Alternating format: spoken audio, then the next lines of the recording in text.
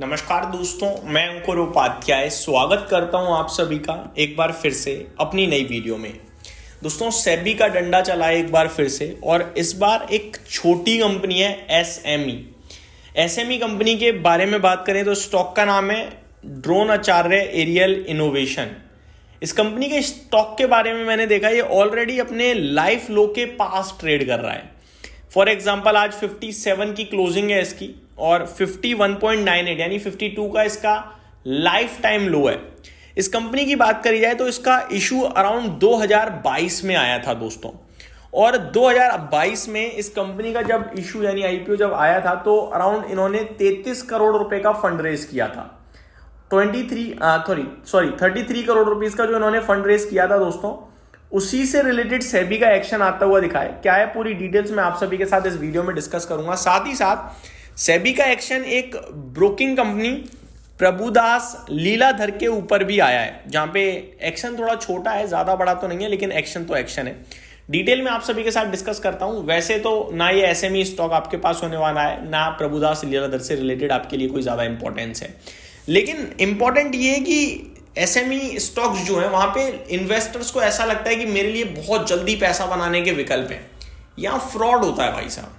यहां पे फ्रॉड हर जगह तो नहीं है, लेकिन बहुत हाई रिस्क रहती है। तो अपने कैपिटल की प्लीज सुरक्षा करें और सोच समझ कर निवेश करें। क्या डिटेल में बताता हूं आपको। वैसे कुछ पहली बार नहीं है जो इस प्रकार की अपडेट आई है। इन्होंने जब अपना इशू लॉन्च किया था, जब आईपीओ लॉन्च किया था, तो आईपीओ के माध्यम से इन्होंने करीब 33 करोड़ रुपए जुटाए थे। और सेबी का मानना यह है कि जो फंड रेस किया था इन्होंने, उस फंड का मिस यूज किया गया है प्रमोटर्स के द्वारा। यानी जब आईपीओ आता है तो कंपनी बताती है इस फंड का हम ये इस्तेमाल करेंगे। अभी सेबी कह रही है कि वो इस्तेमाल हुआ ही नहीं, गलत तरीके से मिस यूज किया गया है।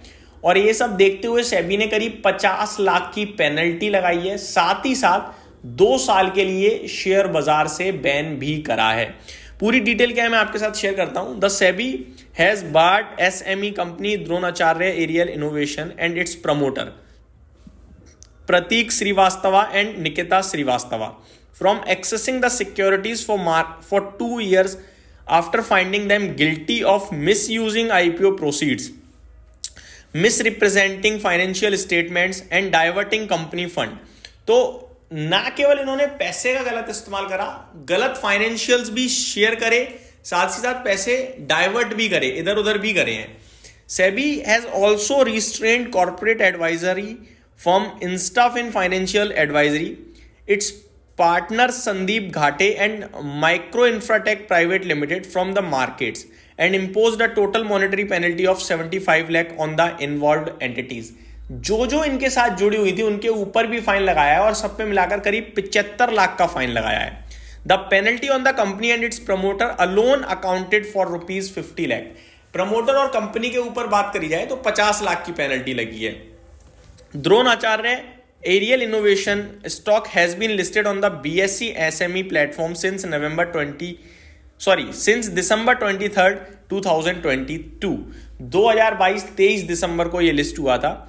And it imparts drone operation training, drone supply and maintenance services and management consultancy and training services. तो ड्रोन से रिलेटेड कंपनी टोटल कामकाज करती है। Dronacharya aerial limited launched its IPO on December 12 and December 15 closing date थी। 33.96 करोड़ का इन्होंने fund raise किया था। और ये जो कुछ हुआ है ये फाइनेंशियल ईयर 23-24 के चलते हुआ है। तो ये पूरी डिटेल्स आते हुए दिख रही हैं जो कि काफ़ी नेगेटिव हैं। बस यही कहूँगा मैं आपसे। 105 पेज का ये ऑर्डर है सेबी का जो इन्वेस्टिगेशन आई है।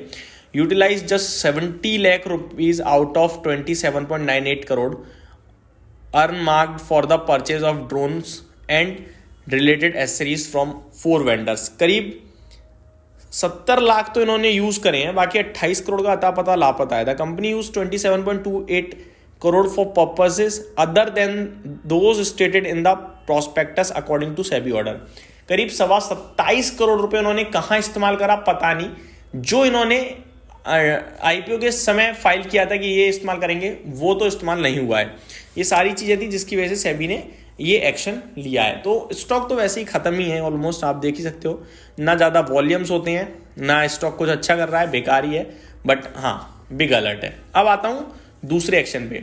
तो यहाँ पे खबर ये है कि सेबी ने प्रभुदास लीलाधर 2019 में कुछ फंड्स क्लियरिटी नहीं दिखाई थी, मतलब पूरी तरीके से ट्रांसपेरेंसी नहीं थी जो क्लाइंट्स थे उनके बीच में और सेबी के बीच में। बट कंपनी का मानना यह है प्रभुदास लीलाधर का कि उस समय चीजें सही से काम नहीं कर रही थी कोविड के समय, तो वो थोड़ा हो गया था ऊपर नीचे, इसीलिए सेबी ने केवल 7 दिनों के लिए इनके काम पे थोड़ा रोक लगाई है, बाकी कोई दिक्कत का विषय नहीं है।